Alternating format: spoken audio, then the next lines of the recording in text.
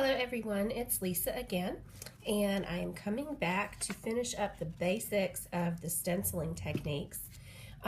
If you'll remember from the first video, I have a cigar box lid, a wooden cigar box lid for a cigar box that I'm altering. And I painted it, and I showed you in the last video how to basically just do a basic stencil. And this is the stencil that I used. And I did a contrasting chalk paint with metallic copper.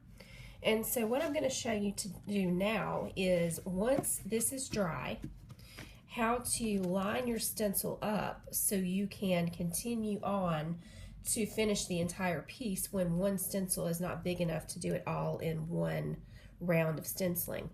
So we've got our ATG tape on the back just like before.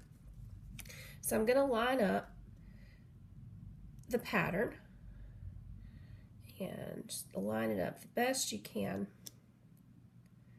It's actually pretty easy, especially with the detail. The more intricate the detail, the easier it is to line up, I think.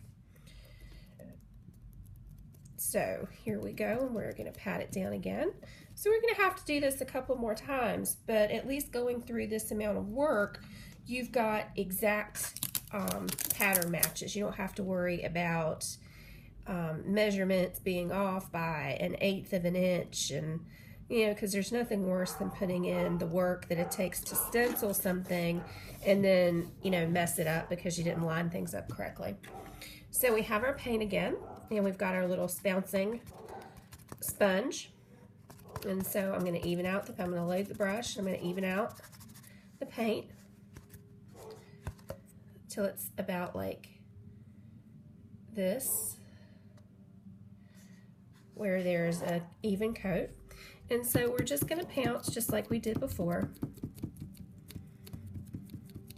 Now for this big of a box, I'm going to have to do this process a couple more times, but I have the time and I really want it to turn out to look a certain way, and I really want it covered really nicely so I can make this a really nice project. So I don't mind taking the extra time to do that, because I'm not in a hurry on this project, so this is just for fun. So you're going to just keep bouncing just like we did before. I'm going to try to use up most of the product on the stencil again.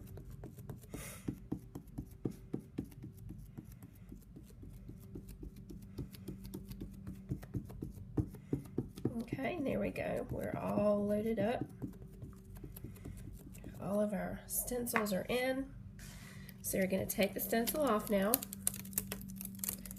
And we have perfect stencil spacing.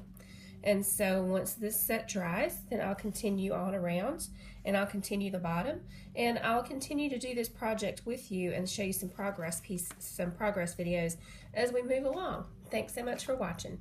Bye.